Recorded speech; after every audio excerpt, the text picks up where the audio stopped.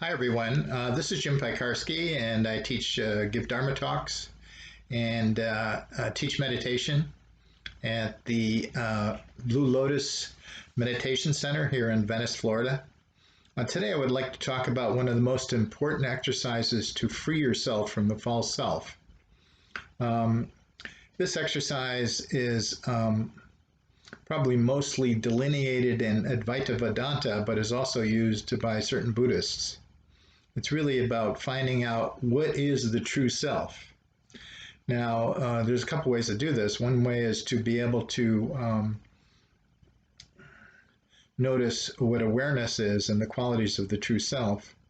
And the other is to disidentify with the false self. Now, disidentifying with the false self is extremely helpful because we need to really identify what is false in us so that we can see through it and no longer support it. So to do this, we really need to practice it. So what I'm going to do is I'm going to talk a little bit about some of the ways of doing this, but it's really important to practice it because although I can give you the general guidelines, how this operates in each individual will be very, very specific. So you will have your own ways of identifying with a separate self, and other people will have their own ways of doing that. So, so the first thing is to understand is that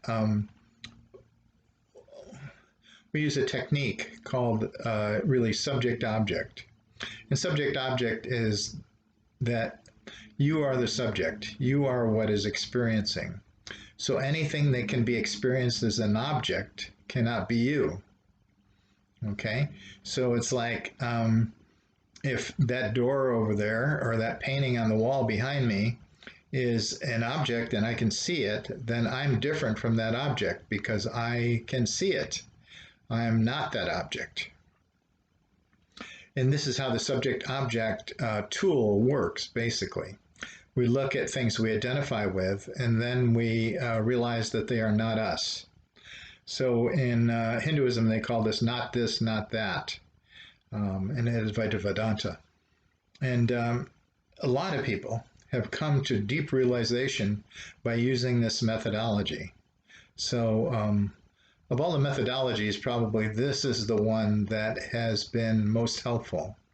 The other one may be the direct pointing out instructions of Mahamudra and Dzogchen by the Buddhists.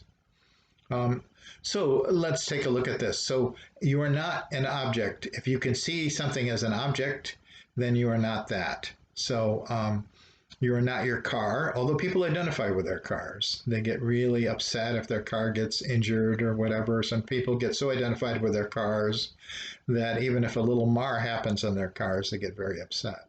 So we can identify with objects. We can identify with our homes. We can identify with all kinds of things.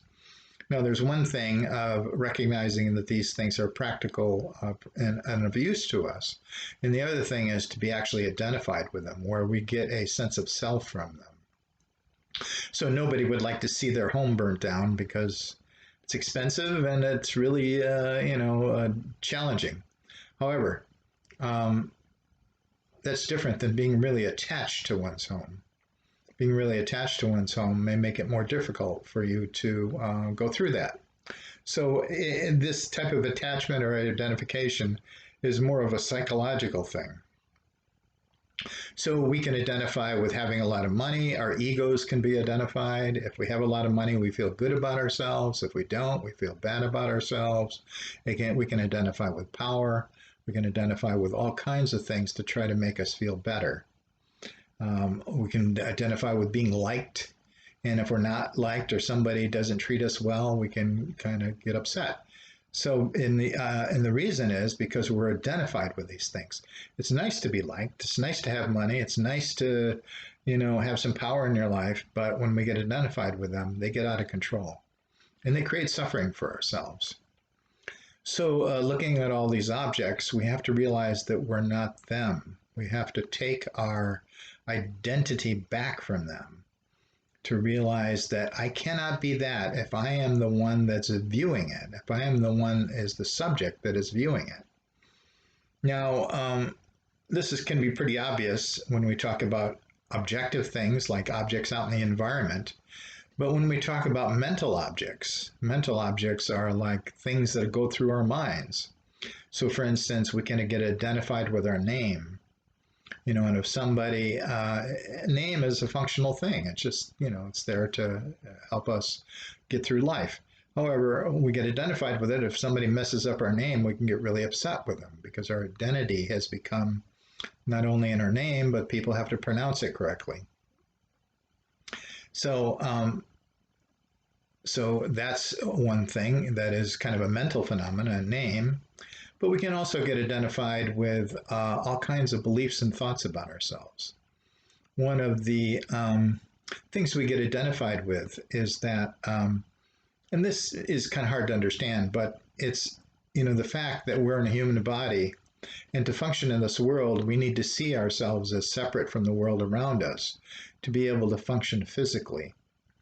So we grasp that, and that's one of the things we learn when we're growing up.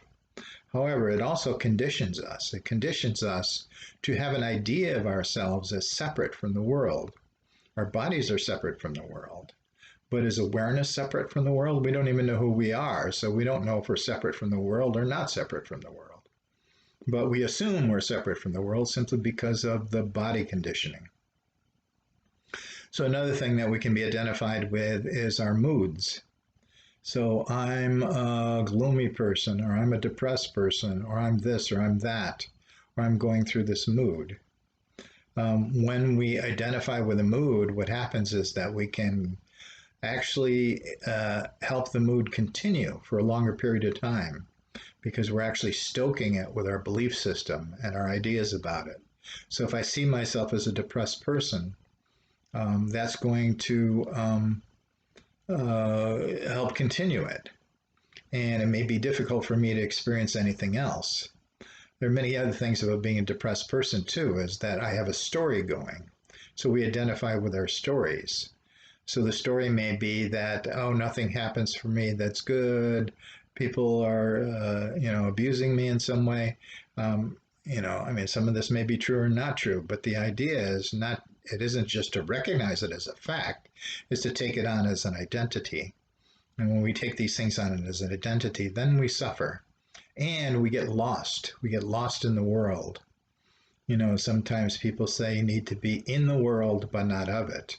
Well, in the world means that you're totally absorbed in the world. You're connected. You're not trying to distance yourself from the world, but you're not of it, meaning that you are able to disidentify with any of the objects in your mind or the objects in the real world. So other things we can get identified with is, for instance, a belief about yourself. Say that you feel that you are really intelligent and this becomes your identity. And then all of a sudden, somebody points out some mistakes you've made in your thinking. And immediately this incredible defensiveness comes up because at this point, when we identify with things like being the smartest one in the room or this or that, then what happens is that we defend it. It's almost like the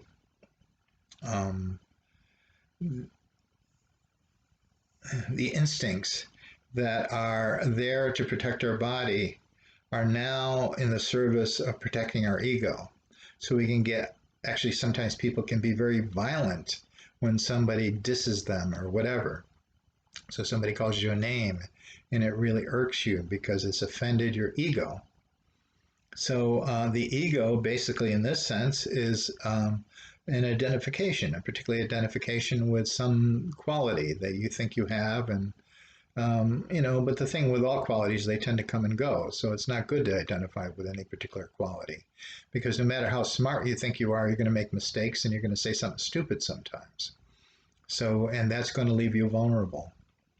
So another thing about identifying with these things in thought is that we enter the world of duality. So if I'm identified with success, then I'm feeling good when I'm successful. And if I'm not successful, I'm feeling really bad. And if there's no apparent success, I can start feeling really bored, like I have to do something to get a success, so I can feel high again.